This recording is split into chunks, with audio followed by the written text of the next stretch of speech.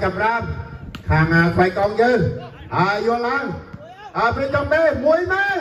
mùi mơ hay nha mình toàn bàn nấu lại bên trong bê vô cho cái đó xoay đàn nấu lại bảo thằng lòng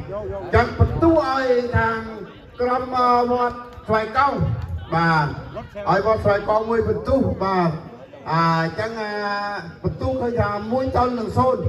bà bị chọc bây giờ gặp ra đi mình thấy thế là sẽ cái bộ jersey kia mà sẽ nó còn bạc đây với làm bạn đó nó quay vào đây kia vô lên tay trái tay phải nè quánh cắm bằng nhân tinh thần chẳng dương chui đó thì bận đấy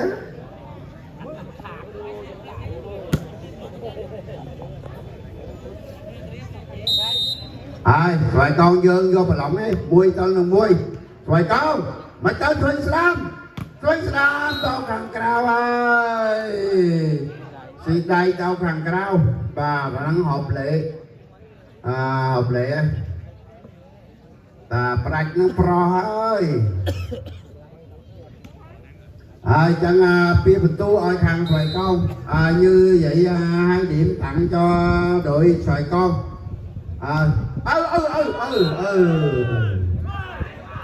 chẳng bình tu ơi thằng Precope Pitol năng pi và Pitol năng pi bình tu hơi là tâm cái này đi mình toàn bên bình tu nào để có chuyện bình tu nào thì bà còn tay xây tí muối Precope si xoài con mùi xe khai và nó xây cái pi đi dương ai phải khi bàn tiếp tê ai bàn phải tức tí muối đấy tức tí pi ai máy phải đáp bàn bằng dương nhiệt bàn vàng phải cho phía đây chẳng tặng ơi phải cho mùi bình tu tiết bay tol nâng pi và bay tol nâng pi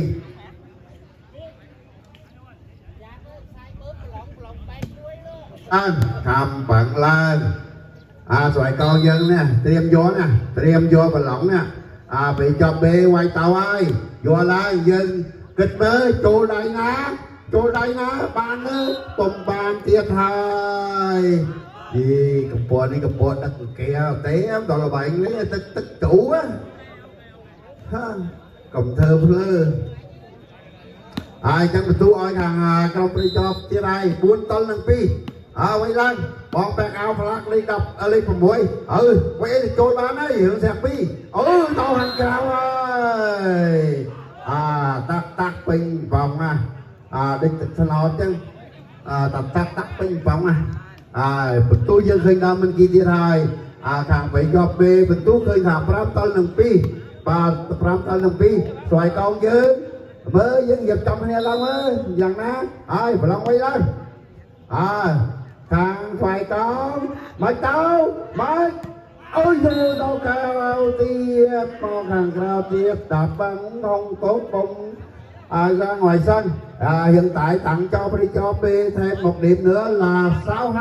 6-2 bây giờ Precope đang nhận điểm trước rất là nhiều như vậy cố gắng lên anh Sơn ơi đập một cái cho đẹp mắt ơi rồi cho đẹp mắt ơi rồi xoài con này như thế nào vậy con được không được không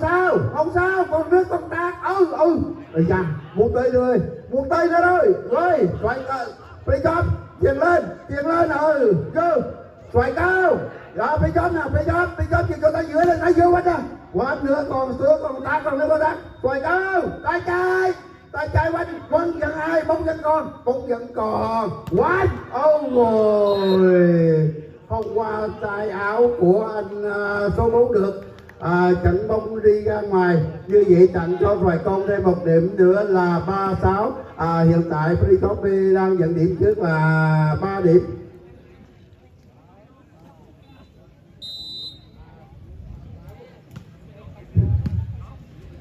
và 6 rồi con bóng dẫn con nè đưa vô tay giữa nè tay trái quánh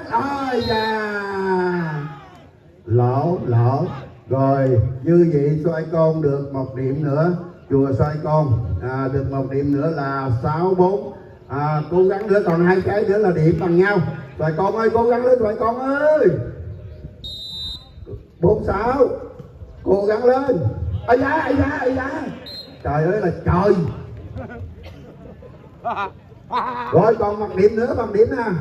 Cố gắng lên xoay con. Đặng mình vô vòng 20 triệu nè. Thằng đầu quánh đi. bỏ luôn á. Rồi 5-6. Rồi bên đâu? Rồi anh mang áo số 10 và số 11 trận bóng tốt, bóng rất là hay. Tặng cho anh thêm một điểm nữa. Sai đều. Xin chào pháo tay Trần Long Việt ơi.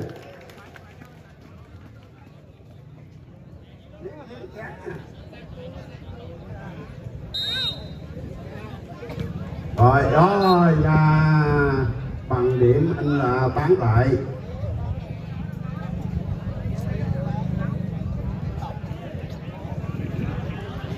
Thì ơi năm đầu quan đó có thi. Rồi mặc vòng lên, anh mang áo số 1. Rồi quên quên nè, phải tông quên nè.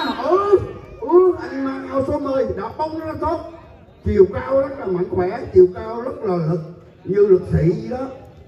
Vậy mới là hay.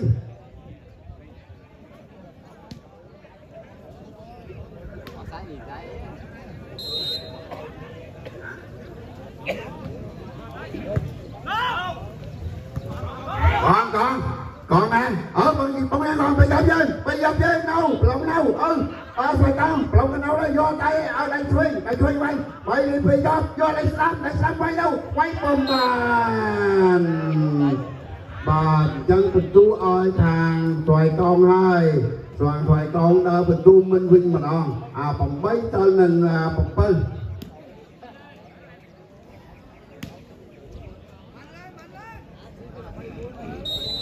phần bảy tên là phần lại để bị cọp đi với mà cháu bằng á hay nó bon pet ao liệt mạnh đẳng đi phần 7 mà lên phần 7 đi cọp ở liệt 7 đấy ấy mức tinh kho liệt 7 ao liệt 7 gì pet ao kho lên cái nếu làm tẩu ấy thôi lòng lên xoay con vô lại chỗ đây thằng na ơi mình tu ơi xoài con kia đây phòng 4 tên nâng phòng 7 bà phòng 4 tên nâng phòng 7 đó mơ na lục gì lục ta thằng ấy rồi xiên đi nào bạn kẹt nâng lọ mơ na quay bắt liệt cho đây quay đâu vô mà phì lên tiền nộp lên ơi da mà cọp nó bắt mình lên nó đổ tích thế này mà cọp bắt mình lên còn muốn xem ở đây ở thằng Pricop nuôi xoài con muối mơ cho tới đây thằng mua ơi mình tu một buôn xem kia ở xoài con lên lên rồi tôi đây cái này này chơi xem ai da phần tu nhà cả đà nhà hai cắt cái đây ơi cắt cái đây nàyជួយស្ដាប់គាត់មកឲ្យទៅគុណកូនអើយពីព្រោះយើងលេងមានកងតាយយើងទៅស្ដាប់គាត់កងតាយបន្តិចទីចាប់មិនអាចឲ្យភ្លាំងផ្លាត់បានទេម៉ែអូនមិនអាចបញ្ទៀងទៅខាងណាមួយបាន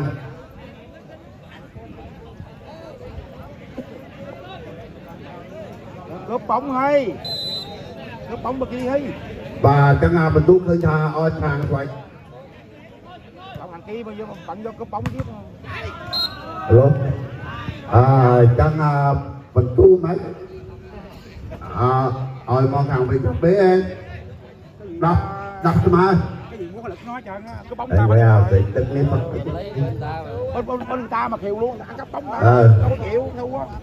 cái gì cũng có lực chân thằng bị cướp bé dân bị cướp bé mình có quyền phát bóng lên nè rồi con nhận trái banh của bị cướp bé nè Dường vô tay giữa, tay dưới, dường tay phải, tay chơi con bị cắm bên còn nè, bắt bên đâu? Bên phải quánh. Ôi, bóng ra ngoài. Như vậy tặng cho đội xoài con thêm một đó là 11-10.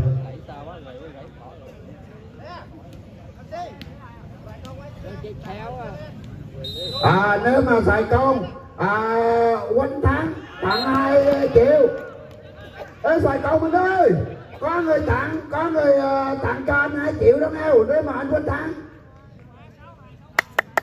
Da càng phải con men tinh thần lên. Có nhà tài trợ tặng cho anh 2 triệu đó. Phải con nếu mà chiến thắng trận này tặng anh 2 triệu. Bọn vậy bọn kẹt nữa bọn ấy. Tao mà hơi nó tao phải khắc mình lấy nhầm khuyên lấy son chi thế gì hay mình. Chưa gặp giá trọng giá đâu. Ê chưa mà một cái ở chậm chặt chậm cái đen ấy.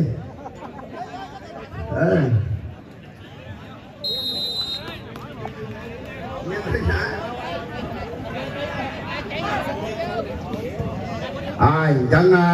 xoài con cơ trà đơ mình của mình đặc biệt hơn lần đó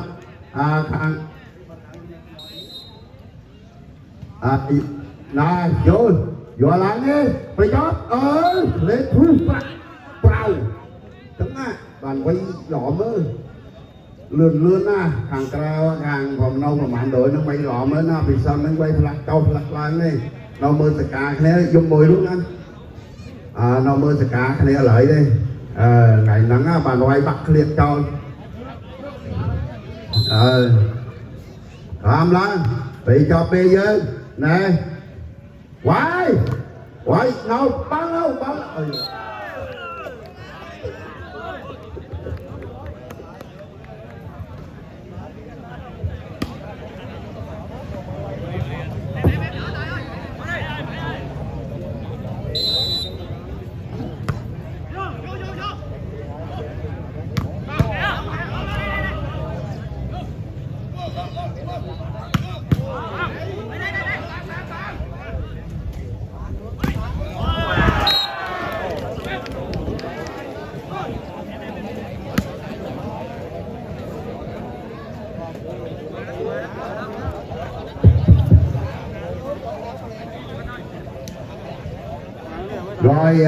như vậy tặng cho đội Sài Gòn thêm một điểm nữa là 13-12 13-12 cố gắng lên vừa tặng vừa bán luôn hộ chết luôn 13 đều trận tiếp theo sau này chùa Nó Pôn và Hiệp Kiên Giang trận sau đó cho hai đội đó ra khởi động cho người đi trận này đánh người rồi tới trận Hòa Hiệp Kiên Giang với trận đời chùa Nó Pôn 13 điều nè quánh vô nè Hoài Cao cố gắng lên 2 triệu hay không 2 triệu không thấy 2 triệu chưa cố gắng lên cố gắng bóng dân con free shot này đưa vào quánh nè nghiêng ngạn nghiêng 2-3 người luôn quánh rồi nè bóng hồng qua lưới anh mang số 5 bóng hồng qua lưới vậy tặng cho bên free shot đi một điểm nữa là 14-13 bây giờ hiện tại điểm đang song với nhau còn nước còn tát mà điểm mới chênh lệch 1 điểm thôi mình vô rồi Hoài Con cố gắng lên nè phạt lên bánh bánh vọng còn bị chót trả lại trả thù vậy là bên Hoài Con ăn rồi 14 đeo xin dàn bỏ tay cho ai rồi cho Nông Việt ơi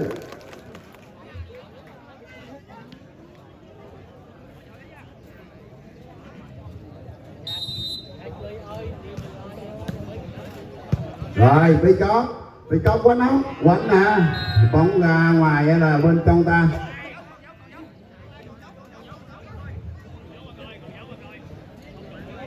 rồi trọng tài là chính xác đó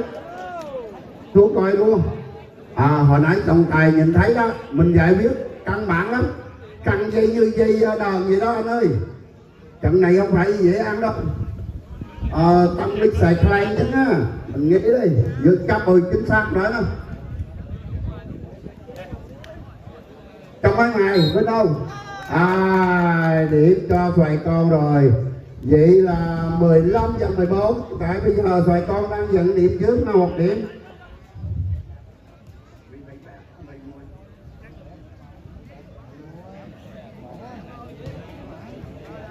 Vậy vẹn mà sẽ cõi quay đọc bức. Rồi, quạch ở ra 16, 15 15 đều Vàng mùi lọc mùi Vàng mùi lọc mùi ngọt ơi. Chạc nếu quay ta bắt bắt Thấy vẹn điểm. Ai, phạt bóng lên. Nè, phải con ơi. Tiếp điểm cho Hoài Công. Là để đầu để tay không đúng qua đầu. Kỳ thực là lỗ đi không phải chí đấy, kỳ thực lỗ đi dương lưng ba dương tay thích có bán là dương tay chí ơi. Không phải cây trọng tài chứ đi của số mãi lỗ thì liên tam số mãi 400 á. Là đây thích có bán là dương tay kia. Tụng cái chiếc ba đi là cái chiếc đấu còn xế bạn bỏ đi một trái thôi.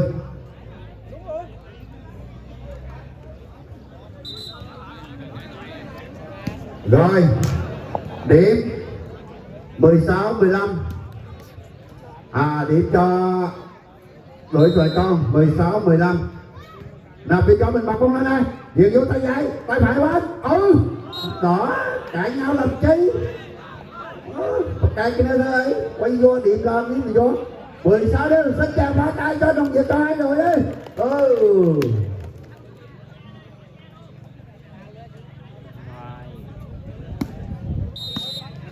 Rồi, quán. Rồi, nãy xoài con. Rồi Hồng Hoa tay ông Hoa anh mang áo số 10 được. Như vậy điểm cho đội Pleiku 17 và 16. Bây giờ hiện tại bây giờ đội Pleiku đang nhận điểm trước 1 điểm nè. Đang nhận điểm trước 1 điểm. Và lộn tôi nè.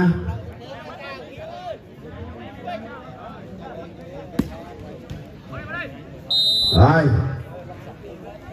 Quả Xoài Con sửa bóng lên, bóng vẫn còn vẫn còn phải chót. Xử lý như thế nào? Quả thấy không? Quả anh mang áo số 10 của Pleiku đi. Của Pleiku đi, không phải Pleiku A đâu, Pleiku đi. Tại vì Pleiku 2 có 2 Pleiku là Pleiku A và Pleiku B. Pleiku A năm nay không có đánh, chỉ đánh là Pleiku B thôi. Rồi điểm tiếp theo 18 và 16.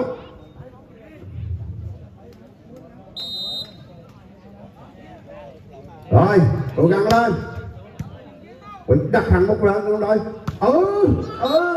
Hợp biên quay mà mình nghĩ đi. Hợp biên quay bán muối là vô muối ấy. Chẳng phải tu lên là ôi thằng xoài con đắp một phứ tới nâng bắt phòng bay và xoài con mà quay vô xích nâng bán kia liền và quay vô xích nâng bán kia liền vậy nó và lòng đâu tu ơi tao hàng vào đây cho bên kia đây chẳng đắp phòng muốn tới nâng đắp phòng phứ là đắp phòng muốn tới nâng đắp phòng phứ.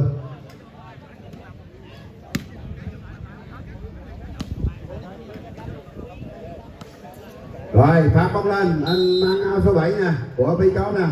Rồi xoài con chuẩn bị những cái banh của Pleiku phát lên. Quán không? Quán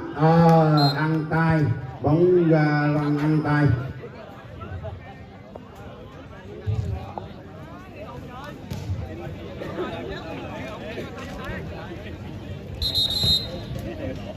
Đây là điểm cho đội xoài con 18 19. Điểm hiện tại bây giờ đang song song với nhau. Betul dan Pikrom kena betul tem ini nolai teh.ผมอาจเป็นกรมนาเลือกประตูอย่างจราในบ่าตุ่มแต่ดับผมไปหนึ่งดับผมบวนแต่ผมเปิดท่าทางวัดจะได้วัดสมัยกอบ 30 ពិន្ទុទៀតគឺថាបន្ទុះស្មើគ្នាបាទហើយវាយbây giờ đi vô lòng lắm nha vô lòng lắm chú đâu quay đi quay ơi đánh lắc leo nữa mình nghĩ đi trong một phí tên nâng phòng bay một phí tên nâng phòng bay một phí tên nâng phòng bay nọ thằng anh đỡ băng ly em đặng lên không đó một phí tên nâng phòng bay một phí tên nâng phòng bay ơi không bằng lên bên đặt na cứ ủng hộ ơi bị cho em tháo ấy cố gắng hết quán ông bông nấu bông ngọt rồi chẳng vật tu ơi thằng phải cho kia đây một phây mùi tới nâng đắp phòng bay kịch nghe lên xoay công chứ cầm bạn đó thì không kịch nghe lên kịch nghe lên quay bây giờ xoay con vô bà lỏng đấy vô bà lỏng cô đây cái đá bắt tóc khăn đây sẽ năm quay như thế quay bùm thường đây ban nấu bà lỏng nấu lôi cái nó tông tay phần tu ơi phải cho tia thay phần tu ơi thằng phải cho bê như đây chẳng phần tu cây ra mà phải bị tới lên đắp phần bày rồi mà hội ý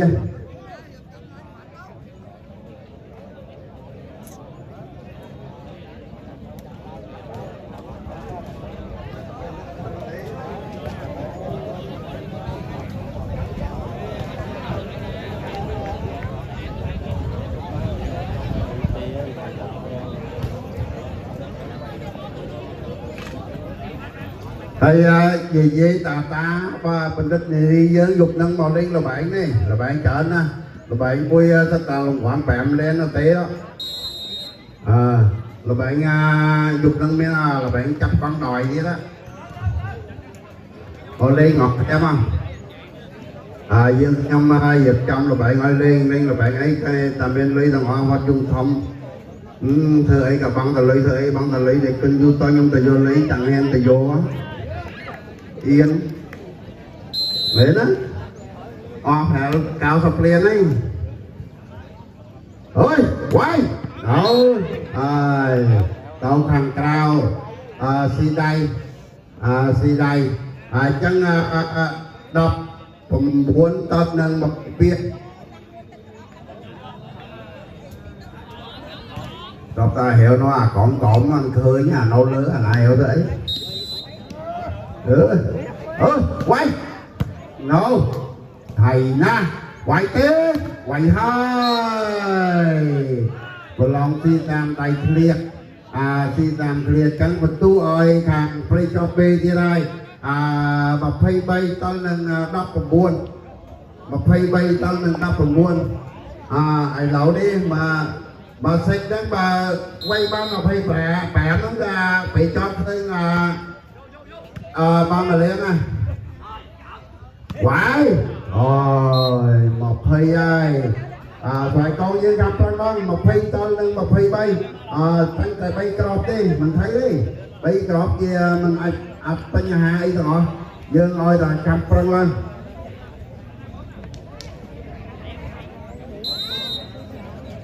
rồi bật bông lên bạn đâu nè